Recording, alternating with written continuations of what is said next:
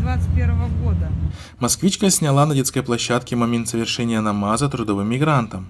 Соответствующая видеозапись появилась 5 июля на YouTube-каналах, в частности на телеканале 360 градусов. Еще раз говорю, пожалуйста, любезнейшие, это даже неуважение к Аллаху. Отойдите, пожалуйста, На кадрах видно, как женщина в грубой форме требует от мусульманина перестать молиться на детской площадке, называя это неуважением к Аллаху.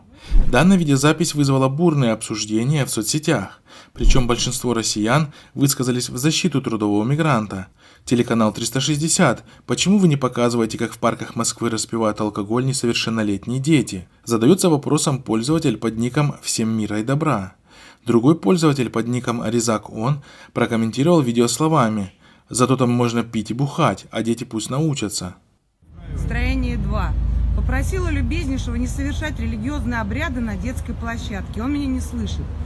В нашей стране это не приветствуется.